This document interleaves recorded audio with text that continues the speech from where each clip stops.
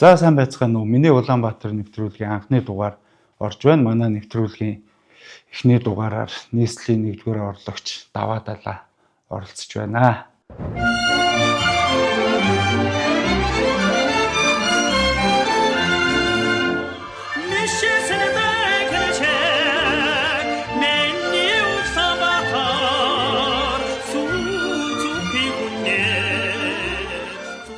Тэгээ манай нэвтрүүлгийн одоо энэ барьж явах нэг хамгийн чухал асуулт бол би хэм бэ гэдэг асуултанд таныг хариулж өгөөч гэж хүсэж байна. За юуны дөрөнд бас энэ гоё миний Улаанбаатар гэдэг их гоё нэртэй сайхан нэвтрүүлэгт урьж оролцуулж байгаа танаа хамт олно их баярлалаа. За шууд ингээд яриавчих байлаа тийм шууд яриа. За намайг Түмэнлэн Даваа Далаа гэдэг манай аав зөөр бол ер нь Жаргалантад Төв аймгийн Жаргалантын шарт хүмүүс гэдэг их алдартай. Тэнд хоёлоо төрж өссөн. Нэг 10 жилийн анги 2. Нэгсэн би бас Төв аймагт төрсөн. Тэгээ манай би нэг эгч нэг дүүтэй. Эгчтэй тэгээ төрс эрэхтэй дүүтэй. Тэгээ миний хүүхэд нас бол ер нь анх Жаргалантад байж байгаа. Аавыгаа дагаал хүүхэд байгаасаа төмөр замын байгууллага, инженерийн байгууламжуудаар одоо 100 төмөр замын осол гал аваар осол том одоо осол аваарыг үзэл аавыгаа дагаал ингээд явж идвэсэн. Тэгээ яг тэнтэй ч холбогдуулаад Жаргалантад ч бас өөдөр очдог ус хар ажлыг хийдэг. Техник ноцолддог. 1-р ангидаа одоо 69 бариад аавгаа өвөр дээр суугаад ингээд явсан. Хүмүүс бол 1-р ангидаа 69 барьсан итгэдэгсэн. Би бол анх 1-р ангидаа 69 бариад 4-5 дугаар ангидаа дээр үеийн 475 485 гэдэг тракторууд. Тэгээ 6 дугаар ангидаа плазны өрүүл мушигдаг болцсон.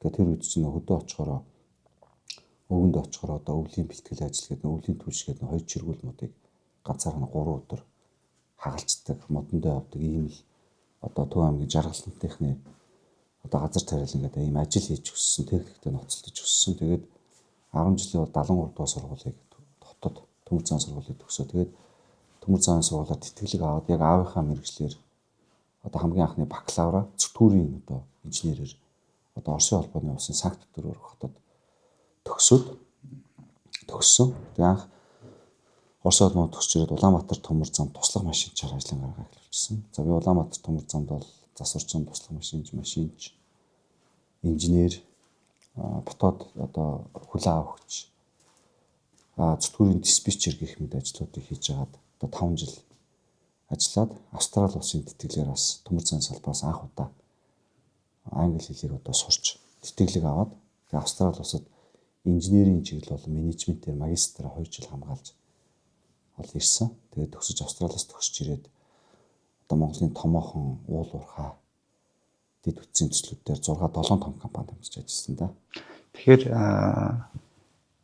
үнэхээр сонирхолтой түүх санагдаж байна. Тэгээд одоо хүн болгон хувийн хвшлээс шууд төрийн албанд ороод тэгээд тэр болгон шууд хариуцлагатай ажил хийгээд байдаг. Тэгэхээр ингээ хувийн салбарт явж байгаад өөрийн гэсэн нэг философи хандлага байж байгаа. Ингээ төрд ороод ажиллах энэ хоёрын философи хандлага нь ерөнхийдөө танд ямар хуу ялгаатай санагдчих байна. Тэгээд тэр талаараа та бас ярилцвал. Анх удаа ингээд яг төрд ороод тэгээд улс төрийн албанчаал тий Баянзэр дөрвөөс төлөөлөгч болоод ингээд 1.4 жил 1 жил 4 дахь сартаа явж байна. За яг өмнө нь болохоор яг зүгээр дандаа ингээд хувийн хвшилт ажиллаж байхдаа илүү шүмжлэлтэй талаас нь хардаг. Төрийн менежмент уу төрийг болохгүй тий.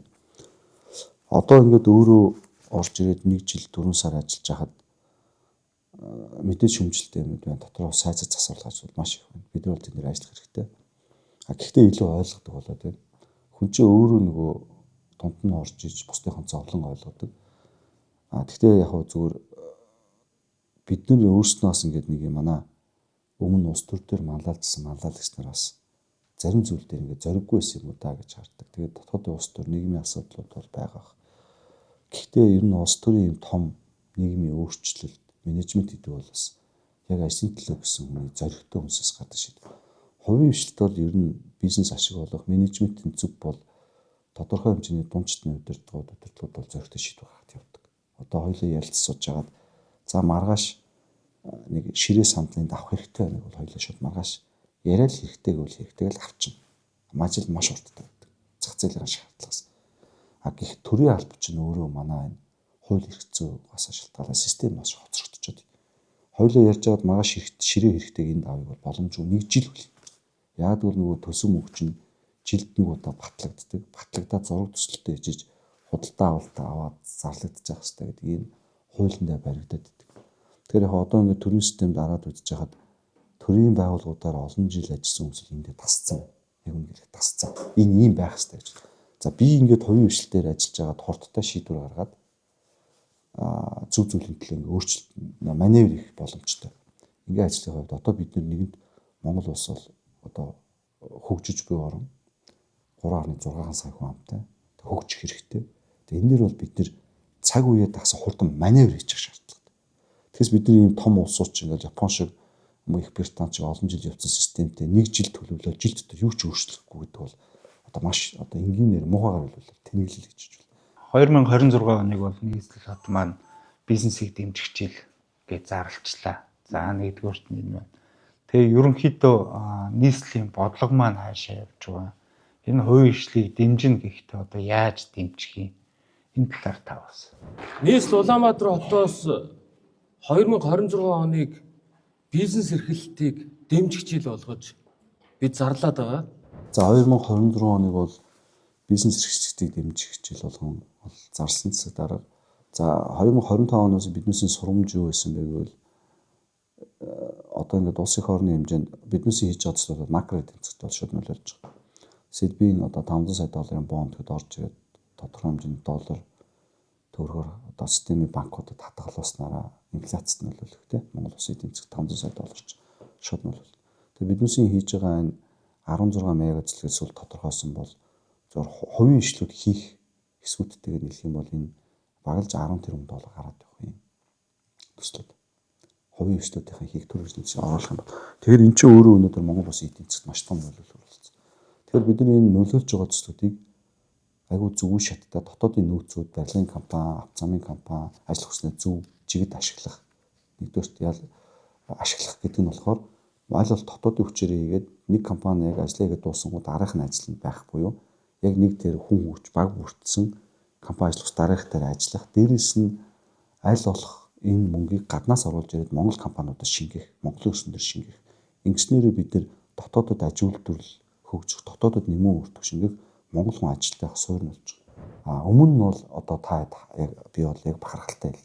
Өмнө Монгол улсад зарлагдсан төрийн бол орон нутгийн худалдаа авалт хуулийн дагуу зарлагдсан том үнийн дүнтэй тендерүүдийн дээр шаардлаган дээр авсралт дээр хизээч тэдэн хувийн дотоодын 51%-ээс эзэмшилтэй аж ахуй нэгжүүдэд нэм өртөг шингэсэн залт байгаагүй. Энийг бүр ингээд бүр ухаад шалах хэрэгтэй. Бид нар бол анх тийм бодлоо шээ. Буюу хамгийн багт энэ өөрөө олон улсын зөвлөмжийн дагуу хамгийн багтаа 20% дотооддоо байна гэж үл яг зөв тохиромжтой хэмжээгээр зөвлөмж өгд юм бэл. Local resource based approach буюу RBSD хичээлээ нэг олон улсын нөгөө байгууллагуудын худалдааны дээр тэрнээс их болчоор нөгөө шалгарсан компани заавал дотоодоос их хэрэг авчигдмал болоод төсөлт нь хөлөөлөд идэв бэл. Тэгэхээр хамгийн тохиромжтой хэмжээ нь 20% гэдэг минимум гэж тавьд. Бид нар бол тийм бодлыг барьсан. Та түрүүн бас нэг төрийн хувийн хвшлэл холбоод аль нэг компанитай уулзснаас холбооттойгоо уулзсан илүү оновчтой байна гэж тэгжсэн. Тэгэхээр одоо манай барилгын холбооттой ямар нэгэн тийм нээлттэй өдөрлөг хийх төлөвлөгөө байгаа юу? Эсвэл бол энийг зохион байгуулалт гэвэл манай холбоод юу хийх ёстой юм гэдэг. Одоо яг зүгээр гэж байгаа. Мэдээж ингээд одоо бид нар бол яг нэг дотоодын аж ахуйн нэгжүүдэд орол даваа оноо өгнө гэдэг ашиглагдаад явахаар бол дотоодын барилгын компаниуд бол гайгүй оролцох баг. Даваа болоод. Одоо бидний нэг номер яг мөнгөний бодлогын хувьд бол яг дотоод үйлдвэрлэлүүд илүү хэрэгтэй. Тэгэхээр би материал үйлдвэрлэгч нартай холбоотой илүү уулзаад тэднээсээ хөгжүүлэх, бойжуулах. Тэгээд төр бодлогоор тэндээс материалуудаа авчих буюу эцсийн тэр нөгөө ер нь бол ингээд таацсан сайн мэдж байгаа барилгын салбар бүхэлд идэвхтэй салбарын цалингийн зардал бага. Үндсэн хамгийн их нь бараа материал тавьчихдаг. Дэд үтц дээр. Ялангуяа яг иргэний барилга зам өдр бол арай гайгүй. Тэгтэл цалингийн зардал бол бага шүү дээ. Хүнд үйлдвэрлэл хүндрэлийн зэрэг дундаас дээш барилга байгууламжийн зардлын 95% дээш нь бараа материал том төхөмжтэй. 95%-аас дээш. цалингийн зардал юу бол 5% хүрдэг. Тэгэхээр бид нар тэр их мөнгөийг гадагшлуулахгүй, хятадаар туслах, гадаадд алдахгүй тулд манай Монгол улсад дотооддоо одоо энэ цемент арматурыг бүрэн цаашаа энгийн нэг шатн руу ахих юм бол шивэлэр дууг тавар гэдэг барилгын энгийн металл эцлэг хийх, бүр болж өгвөл одоо энэ иргэний барилгын гаднаа шилэн багсаатуудыг бүгдийг хийх, тийм ээ. Одоо бүх дотор засал дээр гэдэг паркетны шал, сүүлд нөгөө хунцар модны осол бол 70-30-аар хойлоод байгаа нөгөө полиэтилен юу лээ тэр WPC шалнууд эдрийг яг энэ үндсэн үйлдвэрлэлд хэрэгтэй. Эдгээр дээр манай одоо энэ барилга дэд үтсэн салбар их зард авч байгаа. Тэгэхээр энэ үйлдвэрлэл гэдэг өөрөө Монгол улс хөгжиж, үйлдвэрлэл хөгжөөд тэгэхээр яг жинхэнэ инженерчлэл хөгждөг, шинээр үйлдвэрлэж. Тэн дээр материалын судалгаа тооцоо хийдэг, туршилт хийдэг, стандарт гардаг. Энэ бол инженерийн салбарын жинхэнэ хөгжлөлт. Тэгэхээс гаднаас бараа материал орж ирээд зүгээр ассембли буюу ухсралт хийгээд хахад яг инженерчлэл хөгждөг. Сэдэвгүй ч хөгждөг. Хэрэглээний сэтгэл зүйд болчдөг.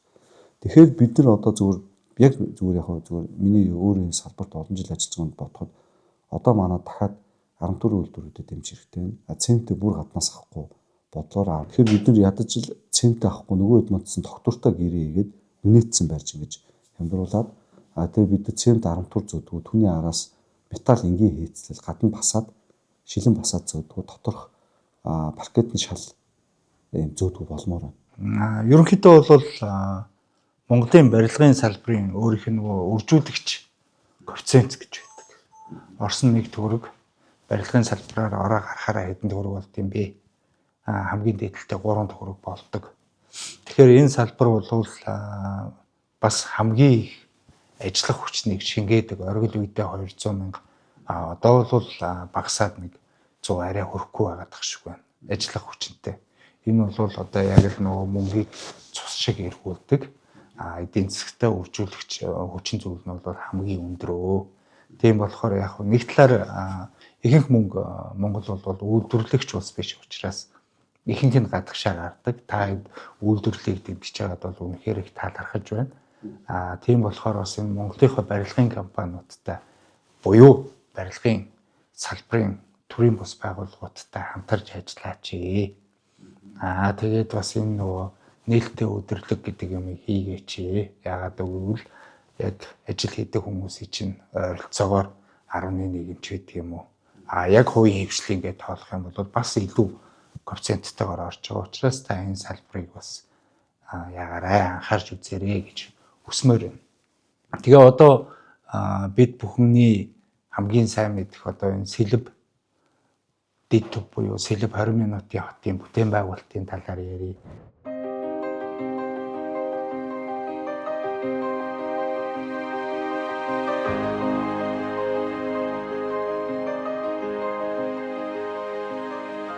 Улаанбаатар хотын хойд бүсэд сэлб голын гэрэг дагуу ирээдүйн жишг хот сэлб бүтээн байгуулагдаж байна.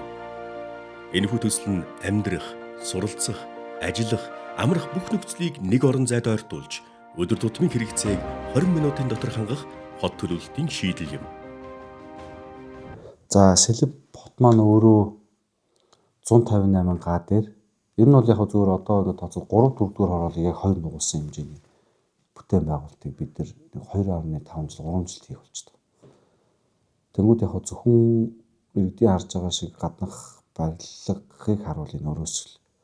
Тэр барилгууд байхын тулд доогуур нь нөгөө 6 төрлийн дэд үтс бүр явж байгаа. Тийм ээ. Цахилгаан дулаан, цэвэр ус, бохир ус, үерийн байгууламж, тэгээ гадна тал дээр ирж гараад ихээр автоцам, бусад нийтийн тээвэр гэсэн үндсэн одоо дэд үтцүүд цуг байдаг. Нүдэнд харагдахгүй газар дор булагдж байгаа болон тэрүүгээр дамжиж ирж байгаа их усүрийн асуудлууд бол энэ хотыг байгуулах зардал маань 50% дэш байдаг. Зүгээр ингээд яг гадна барилга барьж байгаа бол энэ ч өөрөө тэр хотын зардлын одоо 40% ч юм уу төгслийн хувьд хамгийн амар хэсэг. Ер нь иргэний барилга гэдэг бол яг би зүгээр энэ хүнд үйлдвэрийн салбарт олон жил өөрөө Орос хөдөлгөөр, Америк хөдөлгөөрт задлаж усарч явсны үнийг хэлэхэд иргэний барилга бол маш амархан.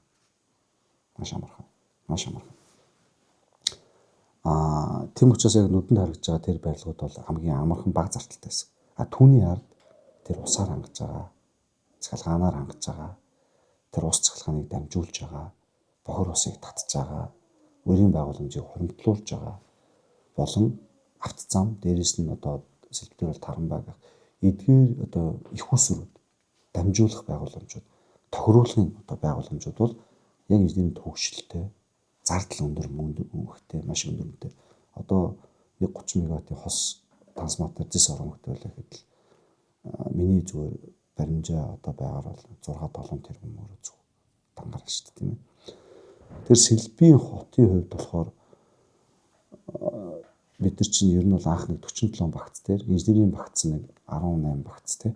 Инженерийн байгууллага гэдэг саний нөгөө дулаан цахилгаан, автозам, гадна тогтцол гэл ингээл тэгээд дэс нь барилгатай л. Бусад 20 хэдэн багц нь нийгмийн дэд үтц буюу сургууль, цэцэрлэг, үйлчлэгээний төв, тэ худалдааны төв, эмнэлэг гэх мэт хорооны байр гэх ингээд нөгөө инженерийн дэд үтц, нийгмийн дэд үтц гэж бид ангилсан. Тэр нийлээд нэг ийм 47 багцаар анх 158 га дээр бүхэл хот байхаар ингээд төлөвлөлтийг зоригтой эхлүүлсэн.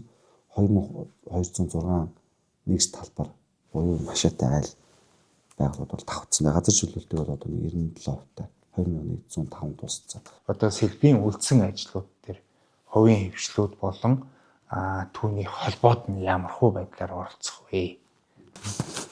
За өнөөдөр яг бас Сэлбийн тузын энэ оны 3 дахь тузын хурал яг өнөөдөр болсон өдөр. За миний хувьд эцэг даргын одоо 1-р орлогчоор гол төслүүдийн зарим тузуудыг бол даргалж байгаа. Шууд бодлого барих гэдэг үг дээр. Өнөөдөр 3 дугаар хурлаар яг өнөөдөр Сэлб хотын бүтээн байгуулалтын худалдаа авах төлөвөө худалдаа авахын өмнөхөр үйл ажиллагааны төсвийг бол баталсан. За одоо 2026 онд тендер худалдаа авалт тухай хуулиар тендер хэлбээр зарлагдах эрчим хүчний 3 билүү 6 багц ажил байгаа. Бид нар зураг төсөл дуусж байгаа гадна цэвэр бохир усны шугам болоо, үерийн байгууламж, гадна төвчлөлтийн ажлууд байгаа магадлагдсан төсөвтэй. Энийг бол бид нэр нийслэлийн болон яамдуудын орон нутгийн өмчт аж ахуйн тооцоод үйлдвэрийн газарлал захирамжтна. Тэр ажлууд захирамжлалт төсөв бүртгэр нь бас хэлүүлэхийн төлөвтэй байж байгаа. Яг бол бодлогын хэмжээнд бас нийслэлийн зарим орон нутгийн өмчт байгууллагуудад дэмжих ийм бодлого хэрэгцээ бол бидэрт бол байгаа. Энийг бол бас нөхгүй. Одоо өнөөдөр өнгөрсөн жил явган зам дээр хийхэд 14 багц тендер зарлагдаад зарим хэсэгтэр хийж чаддаг компаниуд орсон. Их төлөв хэсэгтэр юу ч хийж чадаагүй зунжин өнгөрсөн. Албан ёсоор цуцалсан зөвхний компаниудыг тэгээд сангийн яамд нэг харж хасалтанд нь оруулна. Сайн хийсэн компаниуд байна. Манай дотоодын. Тэгэхэд тэднийсийн одоо өнөөдөр өдөртгүүдээр ярьж байгаа бол ерөөсөө манай дээр ажил хүсний өмсөлт тооцжээ гэж асуудал байна. Мэдээж манай үнэлгээ бас бага. Тийм учраас дотоод аж ахуйн нэгжүүд бас сайн цалин өгч чадахгүй байна. Хүндөө хот дотроо ярьж. Тэгээд энийг бид нар бас бодлогоор дэмжих хүрээнд одоо төсөв мөнгийг бол яг хууль засныханд нормоор энэ төсөвчдийг зөв тавьж байгаа чи гэж хэлмээр байна. Төсөвчд усын төсвийг дандаа буруу баг дутуу тавьж тооцсноосоо болоод усын төсвүүд алдагдaltaй байсаа дотоодын аж ахуйн нэгжүүд олж ирээ аюу дампуурдаг. Ийм учраас бас шүүмжлэлтэй юмнууд их байдаг л та зам дээр гэхэд ч одоо юу гэдэг 5 жилийн өмнөх төсөвт өртгөхөөр тендерын зарлагдаад байдаг.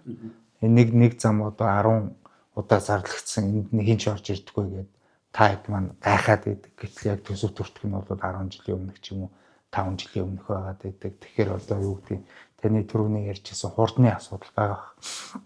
Тэгээ асуултыг дахиад хүннүү хотлууга тэгээд таны түрүүний ярьсан мэдээж бидний эдийн засаг бол маш жижигхэн. Тэгээ одоо юу гэдгийг иргэн доржийн компани ч гэдэг юм уу очоод гадны зах зээл дээр санхүү босгоход бас л хэцүү байдаг. Тийм болохоор энэ дээр одоо төрийн дэмжлэгч гэдэг юм уу нийслэлийн дэмжлэг үнэхээр хэрэг болно. Хүннүү хотыг багцлахтаа яаж багцлж байгаа бол одоо юу гэдгийг эдийн засгийн утгаараа бол за нэг хэдэн доллар 30 сая доллар ч гэдэг юм уу 10 сая доллар гэдэг юм уу 10 сая доллар гэх юм бол Монголын компаниуд бас учиртай болчих واخ. 30 40 50 сая доллар болоод ирэх юм бол бас хэцүү. Тэгэхээр энэ дээр нийслэлийн дэмжлэг байх юм уу? Нэгсний одоо та хэдийн 500 сая доллар босгосон шиг нийслэг баталгаа гаргаж өгдөг ч байдаг юм уу? Иймэрхүү дэмжлэгүүд байх боломжтой юу? Хуулийн өрөөнд яг нийслэл хувь компаниуд дээр баталгаа гаргаж болохгүй. Хувь хүний компани хариуцлагыг үйлдэлийг ч юм хариуцлагыг төр давжлахгүй. Төр өөр хүнээс хариуцлага гаргаж болдог. Хүн өөрөө харин мөнгө гаргаад хийж чадах тохиолдолд уралдаан зарлаад шалгаруулалт хийхэд бол нээлттэй байдаг. Төрийн зүгээс яг хөрөнгө оруулалтын дээр хувийн эрхтүүдийг дэмжих хүндрэлтэй. Бид нар өөрсдөөдсөн засгийн газрын баталгаантай англи хэлээр sovereignty guarantee буюу бүр усны өөрөө даагаад баталгаа гаргаад байхад өнөөдөр метро тойрог нэг зам дээр хөрөнгө оруулах маш хүнд байна. Одоо энэ нуул хөлт. Метрон дээр чинь 2.4 тэрбум доллар, тойрог нэг манай уртны зам ойролцоогоор 1 тэрбум долларч 958 сая доллар байна. Бидний чинь нөгөө төсөв мөнгө хөрөнгө байхгүй учраас засгийн газар баталгаа гаргаад их хурлаар чуулгаад гадны их үүсвэртэй байгууллага өөрснөө олж ирээ гэдэг юм уралдаан зарлцсан байж байгаа. Тийм уралдаан биш нөгөө тендерийн тухай хуулиар EPC дээр нэг нь F буюу финансинг нөхцөлд олон улсад хэрэглэгддэг зав. Тэгэхээр энэний дагуу зарлцсан ингэж явж байгаа. Тэгэхээр энэ дээр бас хөрөнгө оруулалт том юм дээр хэцүү мөлий. Бид нар бас энэ дээр юу нөлөөлж нөгөө гаднаас ийм том хөрөнгө оруулалт татхад манай энэ төр засгийн шийдвэр тогтворгүй байдаг. Гадны компаниуд орж ирэхэд олон улсын арбитрашнийг хүлээн зөвшөөрүүлж олон улсын арбитрийг хулжиж аваагүй байдаг буюу зарим индустрийн нөлөөлөлөөс болоод гадны хөрөнгө оруулагчдыг хулигдаж гадны компаниудыг бас шахаж гаргадаг. Буюу нөгөө талаасаа зөв харагдаад зарим талынхаа дотоодынхаа этгээд дэмжиж ингээд гадныхаа шахагчдаг нь өөрөө гадны том хөрөнгө оруулагчдыг орж иж Монголын орчинд хөрөнгө оруулалт хийх найдварчлалтыг хаачаад байдаг. Сингапур хөгжиж байгаа орнуудын хамгийн ихний сэдвэн зүйл гэвэл олон улсын арбитрийг хүлээн зөвшөөрч орсон хуулиндаа. Олон улсын арбитр гэдэг нь өөрөө Монгол улс, Их Британи улсны компанида муудах, Оросын холбооны улс, эсвэл Англи, Испани компанида муудахад дундаас нь хэн нэгнийх нь талд орохгүй дундын зурмаас шүүх байгууллагыг олон улсын арбитр эхлээд эвлүүлэхийг хичээдэг. Эвлүүлэхгүй бол дундаас нь зохицуултыг хийж өгдөг. Тэгэхгүй бол манайх хэтэрхий ингээд бид нар дотроо ингээд байх юм бол гаднаас хөрөнгө оруулалт орж ирдэг. Гаднаас хөрөнгө оруулалт орж ирэхгүй бол манайх шиг аж үйлдвэрлэл хөгжөөгөө багт эдийн засгт хэлдэг. Эдийн засгт хэлэхгүй нэг чинь битээ дахиад ядаан байна гэсэн. Энэ өөрөө яг Япон улсад Мэйжи хааны үед ч тохиолдож исэн 1800 оны сүүлээр тохиолдож исэн ийм шийдвэрийн томоохон юмуд байгаа. Тэгэхээр бид нар яг юу юм дотоодын аж ахуйнуудыг нэгдээд Монгол хүн болгон ажилдаа салбар хөгжихийн тулд бид нар гаднаас гадаадын хөрөнгө оруулалт зээлдсэн бол нийт төрөнд хэрэгтэй, маш хэрэгтэй. Өнөөдөр дэлхийд дундад цалингаараа тэргүүлж байгаа монголчууд хамгийн их явахыг хүсэж байгаа Австрали улс. Австрали яаж хөгжсөн бэ? Маш энгийн. Австралид уугуул indigenous people байсан. Анх Америкийн иргэний дайнд Их Британи ялагдчихад шоронгийн хоригдлуудаа Австрали руу явуулж Их Британчууд очоод түүний араас үе шаттайгаар алт гарах үед Азаас Хятадууд, Сингапурууд ирээд ажиллаад бүгдээрээ улс улсаас хүмүүс ирж гадны хөрөнгө оруулалт улс улсаас хүмүүс ирж хамтарч тэнд ажилласнараа өнөөдөр Австрали улс инновац бизнес үйлдвэрлэл дээр дэлхийд ялангуяа хөнгөн үйлдвэрлэл мал аж ахуйдаа тэргүүлж өнөөдөр дэлхийн хамгийн өндөр цалинтай амьдрах таатай улс нэрлэгдэж байгаа. Бид нар тэгэхээр Монгол улс цаашаа хөгжөөд хувьсаад яхан тул дэлхийн шинэлэг мэдээлэгдэхүүнийг тосч авах хэрэгтэй. 3 дахь хүрсэн бодлого авах хэрэгтэй. Үүний тулд бид нар гадны хөрөнгө оруулалтаар нээлттэй ийм байдлаар бид нар байж Монгол улс цаашаа хөгжиж байгаа. Бид нар зөвхөн дотроо бид нар гэцээж хэлдэг байх юм бол энэ улс их цаашаа хөгжихгүй. Энэ бол энэ дэлхийн сүүлийн 100 амжилтны түүх бол харуулдаг. Би өөрөө Австралид бараг 3 жил, 2 жилийн магистрийн хөтөлбөртэй 3 жил хугацаанд бол ажиллаж амьдэрсэн. 3 төрлийн ажил хийжсэн. Тэгэхээр би энийг бол тэр улсад өөрөө ажиллаж амьдарч байхдаа маш сайн ойлгож байна. Одоо би тань зүгээр нөгөө та барилгын салбарт ажиллаж байгаа учраас сонирхолтой зүгээр салбарын онцлог ярихад нөгөө бидний сая алтартай жүжигчин Чаки Чан ч хүртэл Сидней хотод анх барилга дээр хар ажил, арматурын ажил хийжсэн юм. Түүхт анх залуу жүжигчин болоод бизнесийн хятадд жүжигчин болж чадахгүй хараа Австрали Сиднейд очиод барилгын салбарт хар ажил хийгээд арматуртаар ийм ажиллаж анхны мөнгөө хоригдлуулж ирсэн юм. Түүхтэй юм бэл. Тэгээ бодохоор бас Монголын барилгын салбараа би хөгжөөд төсөө дэмжиж бас их бодлого хэрэгтэй байна да, хүчээр төрийн зарим бодлогод хэрэгтэй. Яг тэгвэл хөгжингөө орнууд чинь манай ажил хүчнүүдийг хар салбартаа татчих аваад байгаа. Одоо Солонгос, Япон, Америк, Австрали эдгээр чинь манайх шиг юм хөгжиж байгаа орнуудын хүмүүсийг барилгын салбартаа өндөр цалингаар аваад байгаа. Тэгээ энэ өөрөө бүх улсууд ийм барилгын салбарын онцлог барилгаа дээр доод шатнд байгаа хүмүүс чинь тодорхой хэмжээний хөлсөөр ажилладаг, өөр ус иргэдэг ажиллах боломжтой байдаг тийм. Тэгэхээр ийм учраас манайх шиг ийм хөгжиж байгаа улсууд өөрсдөө хүмүүсээ ажиллуулах гэдэг та хэд маань тэгсэн чинь нөгөө өндөр цалинтай улсууд маань биднээс яг тэр гол ажиллах залуучуудыг өндөр цалин өгсөөр татаж авчдаг байхгүй. Тэгэхээр яг хөө зүгээр одоо бид нар яг энийг суурьаар шийдэх арга бол дотооддоо аюу хөрөнгө оруулалт татаад дотооддоо зарлаж байгаа тендер дотоодын аж ахуйн нэгжиж байгаа өндөр одоо хайцгаа ажлууд төсөн мөнгө сайн байх хэрэгтэй. Гэхдээ энэ дээр тодорхой хэмжээний инфляц явагдах байх. Гэхдээ бид нар яг нөгөө буцаж үйлдвэрлэлийг нэмэн өртөө өгдөг суурь дэд бүтцүүдээ ингээд хэдэн жил дэмжиж явчих юм бол эн чинь өөрөө эдийн засгийн үйлдвэрлэлийг суурьаар дэлжүүл буцаад дефляц явагдаад инфляц буух боломжтой. Тэгэхээр бид нар яг зүгээр яг энэ яг төдсөн бодлогын хэмжээнд нэгдүгээр макро эдийн засгийг зөв болгож гаднаас том хөрөнгө оруулалтыг, хоёрдугаар дотоодын яг үндэсний үйлдвэрлэгч бүтээж байгаа компаниудаа бодлогоор том дэд бүтцүүдээр хийж тэгээд энэ Монгол залуучуудыг дотор ажилтай орлоготой байх дээр бол яг эдийн засгийн инфляцийн бодлого маш сайн уяах. Энийг л уйж чадах юм бол одоо манай дотоодын аж ахуйн нэгжүүд жижиг компаниуд нь дунд компаниуд, үндэсний компаниуд нь дэлхийн хэмжээнд уул нь бол гарах боломжтой гэж хараад байгаа. Зүгээр бодлогын хэмжээнд бол төр засгаас тэгж ажиллах хэрэгтэй. Энэ яг үндэ илүү хуулийн дээр бодлогоор их хурлын гишүүд ярмаар. Яг бол нийслэл өөрөө хууль ярьдаг бодлого гэдэг институт биш. Яамдууд бодлого ярьдаг. Хууль их хурлын гишүүд санаач баталдаг институт. Нийслэл бол яамдуудад өгсөн бодлого төр хуулийн орон нутагт хэрэгжүүлдэг л байгууллага. Аж ахуй. Энэ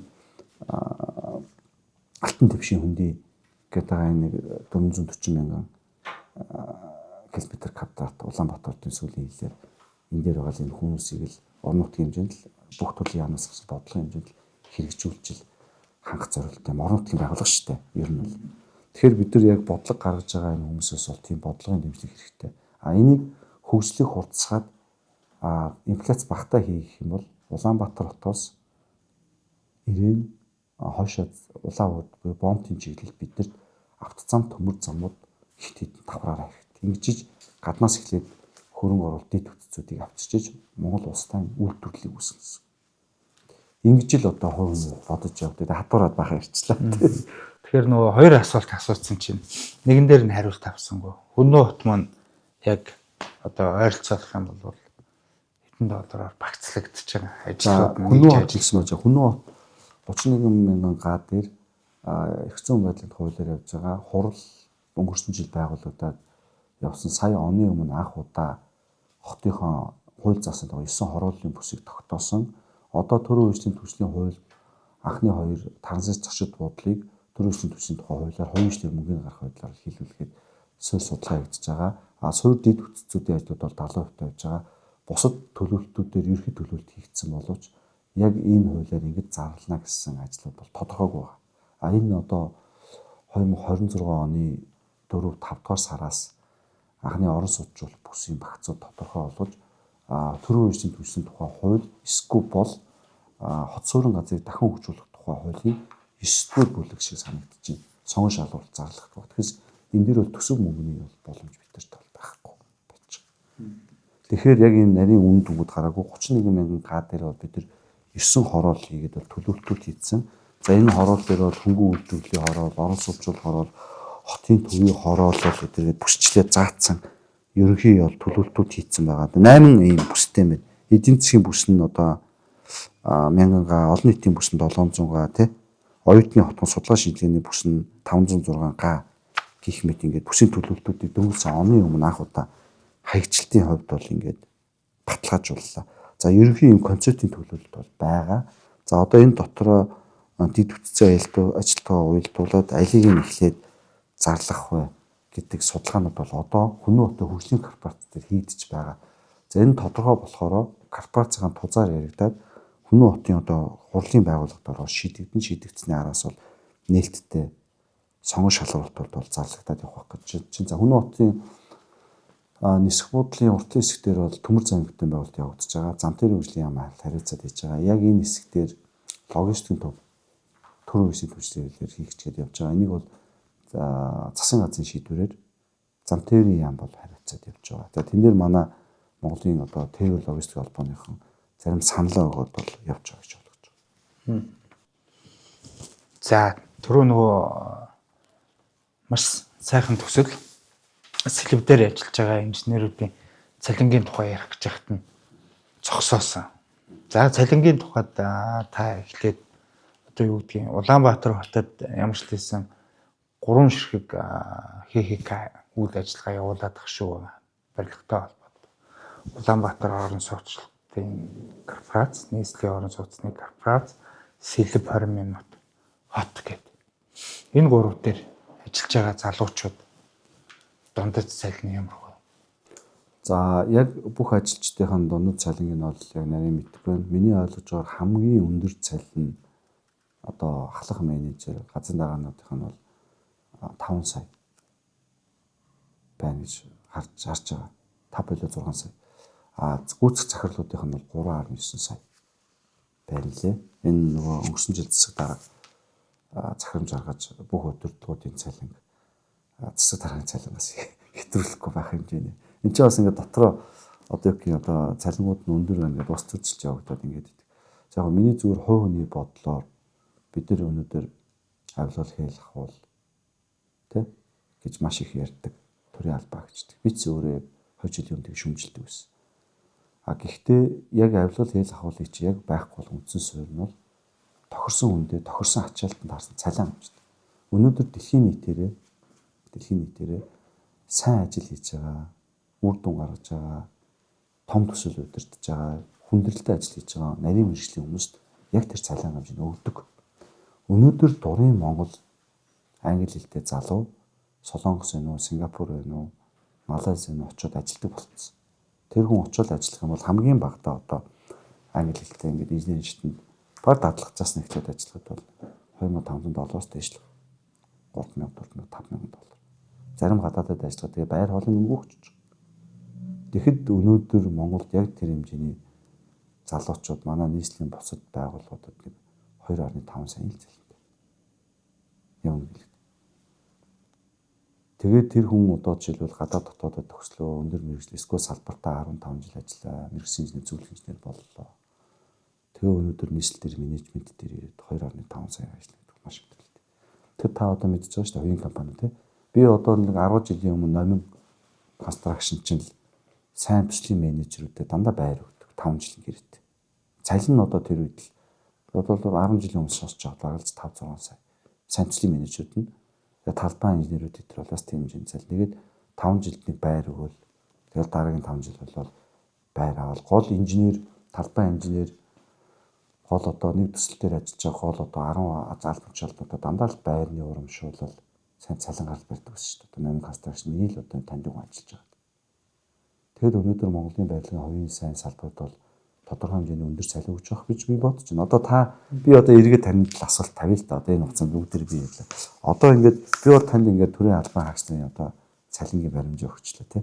Тэгэхээр одоо та одоо ингээд барилгачдын нэгдсэн холбоо тий. Нэгдсэн холбооны одоо тэргүүнээр ажиллаж байгаа. Өдөрт гişүн ажиллаж байгаа. Та тэгэхэд одоо ер нь Монголын дундаж барилгын компани, баригадууд болон одоо толгоолж байгаа барилгын компаниудын цалин орлого хэд вэ? За миний ойлгож байгаагаар бол би чи өөрөө бас 10 жил тахта бэлтаа нацдаг байсан. Жолон байна. За би бол өөрөө ингээд хаяа ядруул нэг паркетын шашхаад амьдчна гэж боддог юм баггүй юу? Галзууны тавилга хий. Би чи өөрөө тэгж ажилладаг болтой. Моча манай аавын ах ч тавилга хийдэг. Дээр үе одоо гэртээ тавилга хийдэг юмс. Би хүүхд тахтал тавилга хийдэг гэсэн. Тэгэхээр би бол яг тэгээд хийх юм бол одоогийн аншаар харж байгаад би бол нэг сартаа нэг 20 сая төгрөгийн орлого хийчихэд сарын өсвөд нэг 7 хоног хамраад ажиллах боломжтой шаарддаг. Тэгэхээр та энэ дээр бас нэг тодорхой мэдээлэл. Тэгэхээр нөгөө инженерийн цалин гэхээс илүүтэйгээр яг барилгын оргил ачааллын үеэр угсралтын мужаа 150-аас 200 бүр нэлээд ахиухан төвчний өндөр чадвартай муншаам бол өдөрт 300,000 төгрөг авах боломжтой. Тэгэхээр 300 орлогоор нөгөө ажлаар өдрөөр төгрөгтэй. Өдрөөр. Ерөнхийдөө одоо юу гэдгийг та түрүүн ярьжсэн Австралид арматур боожсэн гэдэг. Арматурынхан бол одоо ерөнхийдөө юу гэдгийг энэ барилгыг хүлээгээ зогсгоо болж гисэн. Энд өнөөдөр энэ барилгыг боон маргааш тэрнийхийг боон гэд ингээ явцдаг. Тийм болохоор сайн арматурч юм бол одоо ингээл өдрийн 200 300 туслахууд нь л 100,000 байдаг штэ. Тийм болохоор яг нэг барилгын салбарын яг бодиттой цалин бол мэрэгжил юунаасаа үл хамааран 3 саяас 10 сая хүртэл байна л гэсэн үг. Энэ дээр бол ямар нэгэн өндөр мэрэгжил боловсрал шаардаагүй. Тэгээд дадлаг туршлага авсан байх шаардлага. Мэрэгсэн байх л юм юу байна. Тэгэхээр Монголын барилгын салбар бол цалингийн хувьд бол харьцангуй боломжтой гэж үзэж байгаа. Түрүүн тантай ингээд ярьж хахад 3 компаниг асуулаа. Тэгээд энэ дээр бас хүмүүсийн маш их эргэлзээ төрүүлдэг, гайхш төрүүлдэг. Нөгөө талаар одоо Улаанбаатар хот маань нийслэлийнхээ барилгачтай тэмцэлдээд байгаа юм уу? Уралдаад байгаа юм уу? Эсвэл бол одоо юу гэдгийг ашиг хөөгд энэ үү гэх хардлага төрдөг. Улаанбаатар орон сууцлалтын корпорац, нийслэлийн орон сууцлалтын корпорац, Сэлбэр минутын хот гэдэг. Энэ гуруулаа ХХК. Тэгэнгүүт нийслэлт бол нийслэлийн орон сууцны бодлогын газар гэдээ байж байгаа. Энэ газрын хийх ажлыг энэ 3 компани хийгээд байгаа юм уу? Эсвэл бол одоо бас хамгийн гайхалтай энэ 3 компани бусад барилгын компаниудтайгаа өрсөлдөөд байгаа юм уу? Энэ дээрээс та бас нэг жоохон ярьж өгөөч. Чиг үүргэний яагаад авахцаад байгаа. Энэ 3 чинь гурлаа. Яг ингээд нөгөө хууль эрх зүй байдаг юм уу? Компаниудын 4 метрийн нийслэлийн орон сууцны бодлогын газар бол агентлаг. Төрийн агентлаг буюу засгийн газар зүйл яам гэсэн. Нийслэл дотроо бодлого орж байгаа агентлаг. Агентлаг бол төрийн албан хаагчдын цалингаар агентлаг хийх ёсгүй яг зохицуултууд байж байгаа. Тэргээр явдаг. Тэгэхээр тэд нар шууд төсөл шалгаруулад гэрээлээд менежмент хийх тийм их зөх бодлого ордог. Яг бодлогын дагуу яам бодлого арна агентлаг бол багасан бодлогын дагуу хатан төвшин хөнгийг хэрэгчлэлтийг дахин төлөвлөлтийг хангах энэ хэсгээр тэгээ хот байгуулалтад хамтраад энэ хэсгийг орон сууцруулах юм байна. Энэ хэсэг ашиглалтын шаардлага гоо гэж суурь судалгаа бодол одоо төлөвлөлтийг гаргаж өгдөг институт агентлаг. НОСК бол өөрөө нийслэлийн орон сууцны корпорац уу нийслэл Улаанбаатар хотыг орон сууцчлах зөвхөн тухай.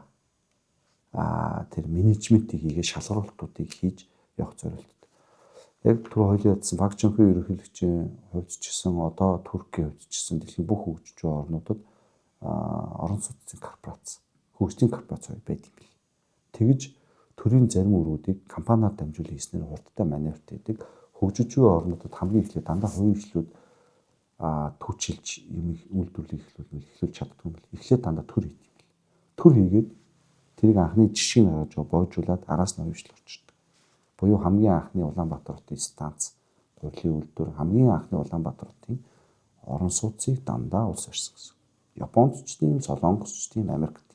Тэгээд тэр салбар нь хөгжөөд биед байх боломжтой үед үе шаттай хувьчлаад явдаг. Ийм л одоо хүн төрөлхтний дэлхийн жишгтэй учраас түүнийхэн дагуу НОСК маань байгаа нийслэлийн орон сууц. За Улаанбаатар орон сууцчлалтын корпорац болохоор яаж байгуулагдсан бэ гэхээр өнөөдөр Улаанбаатар хотод ашиглалтын шаардлага хангахаас дүгнэлттэй 1000 гаруй орон сууц байна. Одоо 60-аад оноос 70-аад он баригдаад насжилт дууссан. Улаанбаатар хот газар хөдлөлтийн идэвхтэй бүсэд хамаардаг. Нэгдсэн үндэсний байгууллагын сүүлд гаргасан 16 оны илүү 22 оны илүү 16 оны тайлан дээр Улаанбаатар хотын барилгачдын нийт 60% нь илүү 7 баллаас дээш газар хөдлөлт болох юм бол одоо диско гэдэг юм дүгнэлттэй байж байгаа. Тэгэхээр бид энэ ашиглалтын шаардлага орон сууцчлалыг хурдан менежментийн хувьд боломжтой бол менежментийг хийх зорилгоор Улаанбаатар орон сууцчлалыг байгуулсан. Үүнийхээ ачаар одоо байгуулагдсан ХХК маань жил гарны хугацаанд 32 барилга дээр 3 талын хамтарсан гэрээг хуулийн дагуу хийгээд үүнээс нэг 16 орчим жил ажиллаа эхлэв. Тэгэхээр төрөөс огт мөнгө гаргахгүйгээр менежмент хийгээд хуучин ашиглалтын шаардлага хангах мургаж байгаа барилгуудыг иргэдийг хохирохгүйгээр төрийн зохицуултыг биднээсийн нэрийн өмнөөс орон сууц носкийн нэрийн өмнөөс гэж хийгээд хийж байгаа гэсэн. Тэгэхээр Улаанбаатар хот маань түрүү би хэлжсэн 84 онд ТЭЦ төрийн 4-р блок орсноос хойш том их усрууд бүтээн байгуулалтууд бол яваагүй. Орон сууцчлал үндсэн төсөл маань ер нь бол 50 он, 60 он, 70 он гэж таа яваад ирсэн. Одоо тэгэхээр Улаанбаатар хотын байрлал нийт орон сууцын байрлалуудын ер нь бол 50-с дээш 60 орчим байна.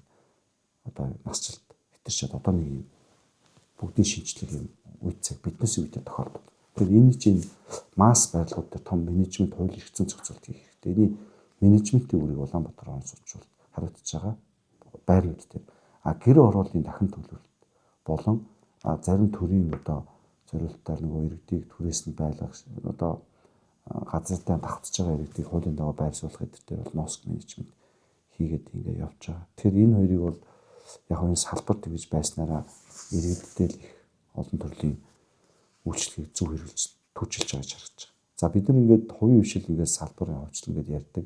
Гэхдээ яг өнөөдөр Улаанбаатар хотод хувийн хвшлийн одоо дулаан цахилгаан үзүүлж байгаа компаниуд биш дамжуулах. Яг өвөл болоод ослохоо хаяа цугтаачдаг. Цугтаадаг. Бүр яг цугтаачдаг. Тэгээ иргэд нь 1000 шүүхтэй нэмэр байхгүй. Тэгээ өвлийн үйлрэлд бүхэл бүтэн байр халаалттай болдог. Энэ өнгөрсөн жил ч гэсэн энэ жил ч гэсэн. Тэгээд ирэхээр иргэд нийслэл төр ирдэг. Нийслэл тэр иргэдийн асуудыг та ингээд хувийн хвшил чинь таныг яваад хулигтаад цугтаацсан учраас биднээсих биш гэж орхих эрх бидэнд байдаггүй. Тийм учраас бид нар тэрийг хууль заасны дагуу засаг дарганы нөөц зөрөн гэж байдаг. Өвлийн дулааны үйлрэлд яаралтай энэ олон нийтийн дулаан цахилгааныг шийдвэрлэх гэдэг хуулийн хүрээнд хувийн хвшлүүдийн асуудлыг авч шийддэг. За зарим тал дээр ингээд манай хувийн хвшлүүд бид нар ингээд хөгжөөд төвийн хувийн хвшлүүд авах гээд байна гэж ярьдаг. Нөгөө талаараа яг асуудал гарахаар хувийн хвшлүүд хаяа цугтаачдаг. Тэгээ шүүхтэй тэгээд гадагшаа гарч яваад алга болчтой. Ийм асуудал маш их бий.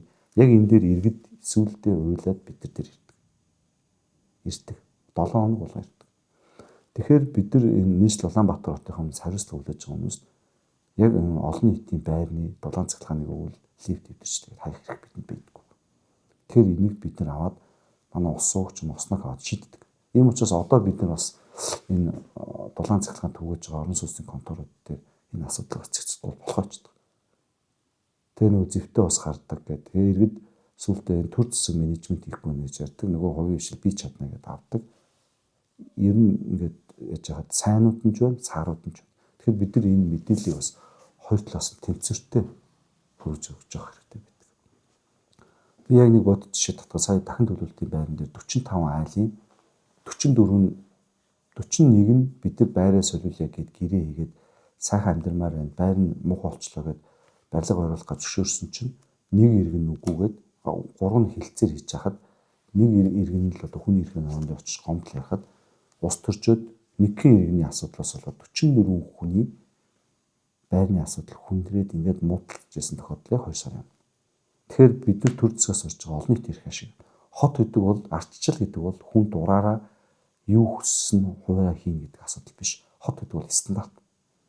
Миний эрх таны эрхээр хязгаардагдана. Хотод байж байгаа бүх хүүхдүүд хүнсний бүтээгдэхүүн аваад хоол идэхэд аюулгүй байх хэрэгтэй. Хотын гудамжинд хүн явж байхад дээрээс нь барилгын материал унж болохгүй. Тэгэхээр тэр компаниуд стандарт дүрм зурмыг зөрчөөд юм хийхгүйгээр дураараа ажиллана гэсэн үг биш. Энэ бол тийм галзуу нэг юм биш. Хот гэдэг бол стандартаар тогтсон хотын соёл. Буюу та ямарваа нэгэн юм дэд бүтцийн том үйл ажиллагаа хийж байгаа бол бусад хүний эрүүл аюулгүй байдлыг тэр эрсдэлтэй үйлдэл хийхгүй байх үүрэгтэй. Тэгэхээр бид нар төрийн зохицуулалт энэ зарим юм шатууд дээр явах шаардлагатай. Анхны юм одоо би танд бол түрүүн аюулгүй байдлаас гадна яг сая хувийн хвшлүүд менежментийн хувьд яваа дампууруулалтаа бодит жишээ ярьлаа шүү дээ. Энэ жил чүгэл болж байгаа өнгөрсөн жил болж байгаа. Би шаардлагатай бол яг компанийнхаа нэрүүдээр нэгэд гаргаад бүрд орцож байна. Энэ дэр бол нэг муу бодох юм байхгүй. Тэгэхээр бид нэр Улаанбаатар орон сууцчлалд НОСК 2-ын дээр маш чухал үүрэг гүйцэтгэж байгаа. Өнөөдөр НОСК Улаанбаатар орон сууцч Улаанбаатар манай орон сууцны агентлаг дээр маш олон иргэд ирж гомдол хийдэг. Хөгчүүд маань ирдэг. Би хувийн хвшилтэй байр захиалаад ийсэн чинь 10 жил 5 жил намайг хулигдчих та. Манай аав ээжний чи амьд байхдаа захиалаад өнөөдөр бурхан болчлоо. Энэ компани ингээд хаяа цугтаачтай гэдэг. Яг өнөөдөр яг тэгээд шүүхийн маргаантай яваад хаяа цугтаацсан. За миний яг санджаар бараад 30-аад барилгын компани байна.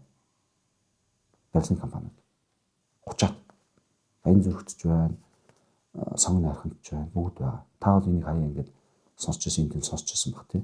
Тэгэхээр бид нар бас яг тэр бид нар чаднаа, бид нар хувийн штук бүгд чаднаа гэж авчаад өнөөдөр яг ингээд дампуураад өөрөө тэр компани захирлууд нь хувьдаа нэг машин авч унаад, байр авч унаад ингээд хаяад цуглаацсан тохиолдол зөндөө шүүгээр яваа шийдэгдэж байгаа ихнэр нөхөр хоёрууд. Тэгэхээр ийм асуудлууд байгаа учраас зарим зүйл дээр бид нар иргэдээ хохироохгүй тулд яг тодорхой зүйлдээ зохицуулт хийгээд салбар өөрөө бие авч явж чадхаар болоод төлөвлөсөн тохиолдол дээр бусад тусын жишээнд баг гэж хувьлаа. Тэгээ үүн дээр бас манай хувийн штуд компаниуд бойж байгаа төлөв шиг асуудлууд байна. Яг үнэ. Тэгэхээр эн чинь өөрөө энэ салбарын хөгжлөлт бол төр зэсэг марлалаад цаг хугацааны явцад өөрөө гэж үүсч чаддаг. Зөвхөн Монголд ийм байсан гэсэн чинь ялгаах Солонгос, Япон, Их Британи, Лондон ч үртэй манайх шиг 2 удаа том агарын бохирдол метрогоо анх байгуулад маш том гал. Лондон хот чинь бүр түүхэндээ 2 удаа маш том гал. Нэг нь метронд болж исэн. Хамгийн олон одоо галд нэрвдэж нас орж исэн. Ийм түүхтэй шүү дээ. Агарын бохирдол 2 удаа гамшигын дэнд хүрч исэн ийм түүхтэй. Тэгэхээр биднээсээ өнөөдрийн тохиолдод байгаа энэ барилгын салбарын асуудал, агарын бохирдол, төвжрэл, туулны коллектив бохирын асуудал энэ бидний зөвхөн тохиолдод бол үгүй. Энэ Лондон ч ийм асуудалд 100 жилийн туулж исэн, Нью-Йорк хотч туулж исэн, Стамбулч туулж исэн, Бээжин хотч. Бээжин хот ч намайг хүүхэд байхад агарын бохирдлоороо манахаас илүү дэлхийд нэгт ордог байсан. Төвчрлээрээ гайхамшиг байсан. Намайг 10 жил байхад Бээжин хот төвчрэл агарын бохирдлоороо дэлхийд гайхамшигтай нэгт байсан шүү дээ. Өнөөдөр ингэж байхгүй болсон.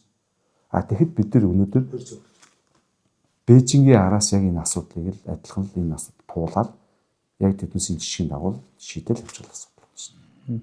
Тэгэхээр за 3 ХХК байгаа нь бол юу байна? Хувийн хвшлийн боёжлолттой холбоотой. 2-дугаарт нь хурдтай холбоотой. Хурд гэдэг маань хурд компани биш. Маневр менежментийн хурдтай холбоотой юм байна гэж ойлголоо зөв үү? Зөв тий. Тэгэхээр та нийслэл хотын бодлого дээр сууж байгаа хүн зарим төслүүдийг удирдах байгаа хүн одоо хамгийн их мэдээлэлтэй хүмүүсийн нэг. Тэгэхээр таны төсөөллөөр 2040 оны Улаанбаатар хот ямархуу байх бол өнөөдөр гişгэ хамгийн өмнө улаан гэрэл асцсан байх юм уу? Ямархуу байна гэж бодож байна. За би 2040 оны тухайд бол яг сайн хэлж мэдэх байна. За би юуг аягүй найдвартай төсөөлж өнөөдөр хүртэл харж өдөр болгон бид нар хийж байгаа гэдэг бол бид нар 2028, 29, 31. Өнөөдөр Улаанбаатарт 16 мега төслөд эхлүүлж байгаа. Эхлүүлээд 10 гэрэлцсэн. За бидний энэ жил дахиад 3-ыг, эх жил дахиад 3-ыг хичүүл 16 мега төслүүдээ 27 онд эхлүүлээд 28 оны наадам гэхэд энэ 16 мега төслийн дундаж гүйцэтгэл нэг 55-аас 60%, 31 он гэхэд бол энэ бүгд дууссан байна. За түүний дундаас ол төслүүд явж байгаа. Тэгэхэд 31 он гэхэд энэ 16 мега төслөө бид нар дуусгачих юм бол би дахиад төрд ажиллах хэрэггүй. Буюу Улаанбаатар дахиж төвчрэл, агарын бохирдол гэж биднээсээ харж байгаа том хоёр суурь дайсан биш. Энэ асуудал бол үүний цаана нуугдсан байсан хөрсний бохирдол, усны зэгсчин мөсний дутагдал, нийгмийн бухимдал стресс бүх асуудал байхгүй. Бид нар энэ дээр бүгдэн дээр судалгаа тооцоотой ашиглаж байгаа. Тэгэхээр бид нар 31 он гэхэд энэ төслүүдэд дуусгачих юм бол Улаанбаатар хот цаашид 40 он байна уу, 50 он байна уу? Ямар ч сан биднээсээ харж байгаа дахид цаашид 60 жил Улаанбаатар хотын хүн өсөхөд яг биднээсээ өмнөх 2-3 жилийн өмнөх шиг байсан шиг агарын бохирдол төвжрэл дээр ямар ч сан 60 жилд орохгүй. Тэгэхээр ямар ч сан та биднээсээ үед нэг одоо цаашид одоо дараагийн хойч үе маань хотыг удирдаад авч явлаа гэж юу ч хийхгүй байсан чсэн. Та хоёр нэг 50 одоо нөгөө метрондоо суугаад Таранбаандаа суугаад хоёулаа нэг дүүжин тээврээрээ яваад туулын хурдны зам тойрог нэгээр ингээд төвжирлгүй 10%-ний замаараа ямар ч нэг биднээсээ үе бол ингээд найдвартай яваа та хоёрын нэг хүүхдийн 3 үе одоо юу ч хийхгүй байсан гэхээр энэ одоо өсөлтөө энэ шинэ төцөд маань 40-50 жил нэг юм бүр 2-3 жилийн өмнө шиг хүнд байдалд оруулахгүйгээр бол агарын бохирдлыг авахгүй явчихна. Тэгэхээр бол би бол нэг 31 он хүртэл 16 мега төслүүдээ одоо дуусгах хэмжээнд авчиж бол цаашид нэг Улаанбаатар хотод ямар ч санаа зовхгүй гэж харж өдөр болгон тийг зүудэлж ямар ч ажиллаж байгаа. 11 эхлүүлсэн байна. Мега төслүүдийн нэг том онцлог бий. Дөнгөж эхэлж байхдаа эхлэлийн нэг 20% дотор ч юм бага хувьд явж байгаад ус төржөөд төр зэсэг солигдоод байл зогсчдөг. Энэ олон улсын чигэрж харин төсөлний хэрэгжид нэг юм 70-80% буюу дуусгах нь их ойрцоо тохиолдол төр нам ус төрөөс үл хамааран хэн байснаас үл хамааран дуусчдаг. Тэр хүртэл нэг төслийг яг ийм тодорхой бодлогоор бойжуулах шаардлагатай. Олон улсын яг практик юм байдаг. Тэгэхээр нэг ийм 60-70% төрсэн төслүүд. Тэгэхээр бид нэг 29 он 30 он гэхэд ихэнх төслүүд 10 төсөл нь дууссан. Тэгээд том урт хугацааны нэг төслүүд нэг 60-70% хүрсэн юм чинь. Тэгээд тэр өрхөд бол би байна уу байхгүй байна уу өөр хинч байна энэ төслүүд бол дууссан тодорхой. Тэгээд би ямар ч сан гудамжиндаа гараад метронд суучин та тэр үед ингээд найзтай нөхөрлөд байгаад тойрог нэг замаараа нэг уулзаад Улаанбаатар хотод нэг явчихна. Хоёулаа дүүжин дээрээ нэг суучихна. За ямар ч сан хоёулын гэрт одоо тэц тамаа дуусчих чинь тог тасрахгүй. Дулааны их усрын тийм нэлээд шийдтсэн байна. Тэгээ агарын бохирдолтой чинь бид нар газ мааз ингээд бүх юм оруулж очиж хоёулаа ямар ч сан ингээд нэг ингээд агарын бохирдолтой санаа зовхгүй. Энэ чинь бид 35 бууруулсан шүү дээ. Сүүлийн 15 жил байхгүй бууруулж шүү. Одоо нүүбэн хэлж байгаа шүү. Тийм байгаа. Тэгэхээр ямар ч сан би 31 он гэтэл одоо ийм болцсон байна гэж төсөлж байгаа шүү дээ. Одоо тантай зөв хоёул метрон дээр тэр бодол дээр уулзаа гэдэг ингээд явж гинэ гэдэг ийм төсөөлттэй. Таранбанд бол хангалттай суучна. За тэгэхээр миний төсгөл тавьж ирсэн асуултыг та хариулчлаа. Та энэ юун дээр албан тушаал дээр байгаагийн хувьд энийг хийчихэл юм бол болно доо гэж харж ирсэн юм бол та энэ мега төслүүдээр дуусгачээл гэсэн юм бодолтой байгаа маа гэж ойлголоо. Тэгвэл магадгүй би өөрийнхөө хувьд багцлал нэг хэдэн асуултууд бэлдсэн. Тэгэхээр таны бас ярих гэж төлөвлөж ирсэн эсвэл энийг асуучих болов уу гэж харж ирсэн асуулт байна уу? Тэрэндээ та өөрөө ярил. Тий, би яг цаад таныг хэлэхэд яг миний яагаад энэ албан тушаал дээр ирсэн зорилгоо би одоо яг анх ажилласнасаа л хөвгүүд авсан юм бүтээн байгуулалттай амьдралаа холбож ирсэн. Манай гэр бүлийн түүх бол тийм. Тэгээ бүтээн байгуулалт хийхдэггүй бол угаасаа миний сонирхол энэ салбарт бол зэрэг ус төр гэдэг салбарт бол байхгүй. Ялангуяа энэ хурлын байгууллага шиг хүмүүст ингэ санал өгөө шүмжиж идэг. Би бол яг тэр салбарын хүн биш. Би бол ийм аж үйлдвэрийн салбарын ямар нэгэн үйлдвэрлэл бүтээн байгуулалт юм хийхдээ би өөрөө тийм хүн. Учраас надад энэ бүтээн байгуулалтууд хийгээд бол цаашдаа ус төрийн албан тушаал эхлэх сонирхол байхгүй. Тэгсэн нь тэнцээ нэг шинэ газар өөр газар метро ч юм уу нэг гангийн үйлдвэрлэл за нэг нефтийн үйлдвэрлэл одоо дуусчих юм шиг гангийн үйлдвэрээ бариадсан. Би өөр нь өөр гангийн үйлдвэрлэлтэй сонирхолтой.